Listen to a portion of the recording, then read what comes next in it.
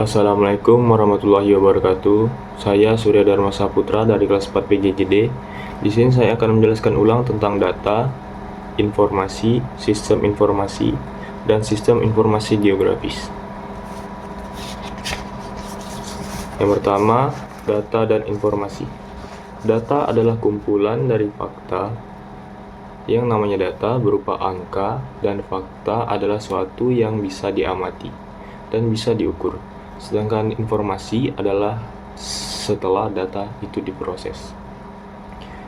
Terus, bila mana suatu informasi tidak berarti bagi usernya, yaitu pada saat user tidak membutuhkan informasi tersebut. Kemudian, data dan informasi. Data merupakan bahasa atau simbol-simbol yang disepakati. Data merupakan suatu kenyataan apa adanya atau raw fact. Selanjutnya, data dan informasi. Kita ada data panjang dikali lebar dan informasinya ada dan luas daerahnya berapa. Selanjutnya, informasi. Informasi adalah data yang telah diolah menjadi sebuah bentuk yang berarti bagi penerimanya dan bermanfaat untuk pengambilan keputusan. Selanjutnya, ciri-ciri informasi yang berguna. Yang pertama itu dirancang untuk memenuhi kebutuhan pengguna. Terus teliti. 3. Siap digunakan pada waktu yang diperlukan. Selanjutnya, mudah dimengerti, singkat, dapat dipercaya, lengkap, dan mudah diperoleh.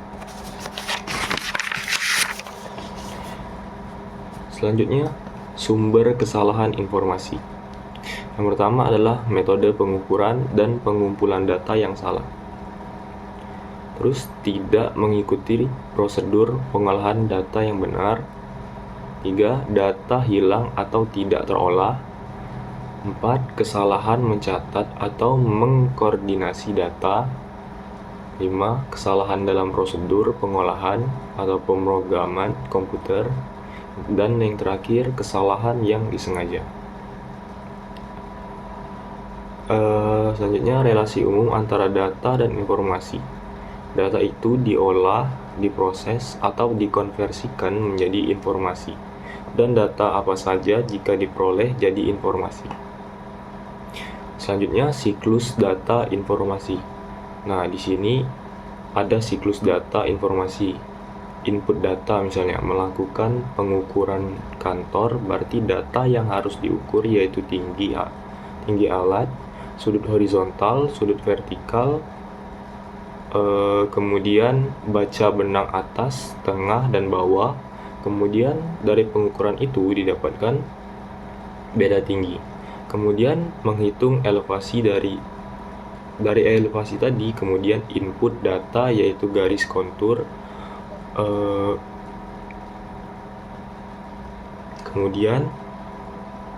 kemudian diolah lagi jadi kontur halus, kemudian diolah lagi jadi galian dan timbunan. Terus di input data khusus output, selalu outputnya digunakan sampai memerlukan datanya. Kemudian siklus data informasi, tentu saja ada referensi dan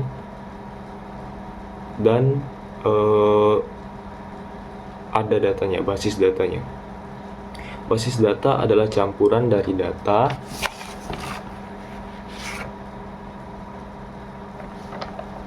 selanjutnya ada geographic data and information. Data di sini ada dua, yaitu data spasial dan data non spasial. Maksudnya data di sini ada dua, yaitu data komponensial dan data tematik, yaitu data spasial dan data non spasial atau data atribut.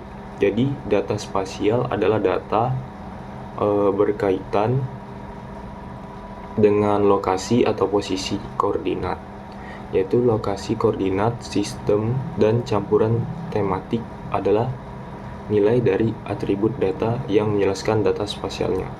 Selanjutnya, Pada gambar ini bisa dilihat yang di kiri itu adalah data spasial. Nah, contoh data spasialnya adalah jalan. Data atributnya adalah nama jalan, alamat jalan, panjang jalan, ataupun data spasialnya adalah rumah sakit. Jadi atribut datanya adalah nama rumah sakitnya, letaknya di mana, dan luas bangunnya berapa. Selanjutnya geographic data dan information lagi tadi.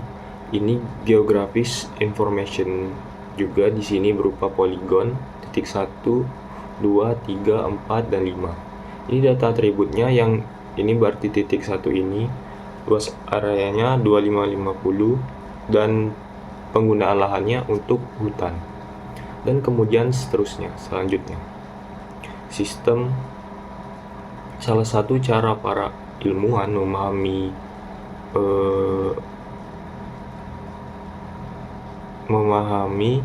sistem adalah dengan membagi bagian menjadi suatu bagian terkecil. Selanjutnya, sistem informasi. Untuk sistem informasi adalah suatu sistem gabungan manusia-mesin. Artinya, manusia berkolaborasi dengan mesin. Otomatis mesin ini adalah komputer untuk menyajikan informasi.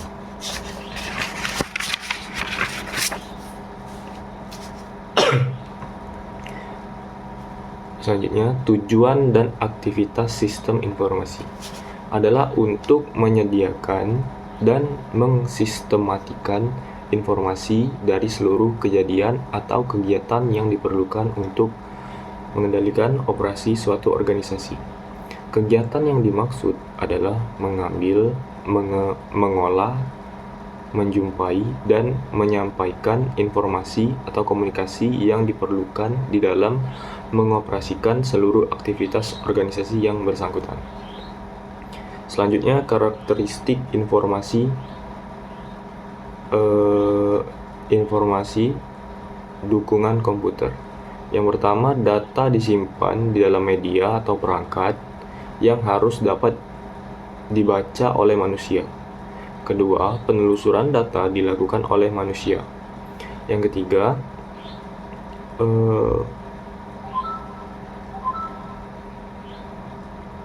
data besar dan kompleks organisasi terkait makin sulit untuk memperoleh gambaran yang lengkap dengan cepat.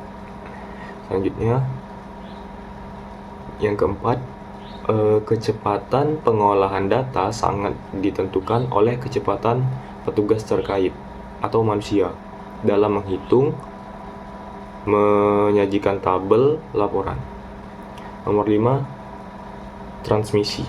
Pengiriman data dan informasi sebagian besar memerlukan fasilitas transportasi, mau itu fisik, dari media yang digunakan.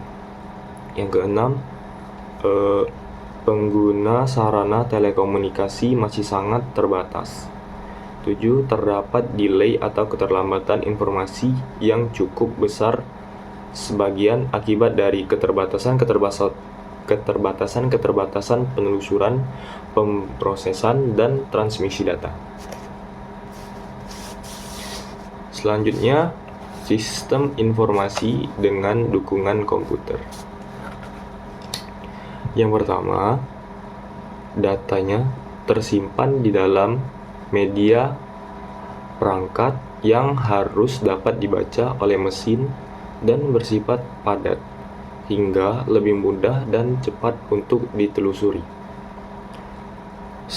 Nomor 2, sekumpulan data yang berukuran besar dapat disimpan di satu lokasi saja. Yang ketiga, kecepatan pengolahan data sangat tinggi. Yang keempat, transmisi data dapat juga dilakukan melalui sarana telekomunikasi. Yang kelima, delay atau keterlambatan yang terdapat di aliran data dan informasi relatif kecil karena proses-proses penelusuran atau pengolahan data dan transmisi data tadi dapat dilakukan dengan cepat. Yang keenam, lokasi-lokasi pengembangan dan pengoperasian sistem informasi yang tersebar tidak menghalangi kemudahan dalam memonitor dan mengkoordinasikan segala aktivitas terkait. Sekian penjelasan dari saya. Mohon maaf jika ada salah kata. Wassalamualaikum warahmatullahi wabarakatuh.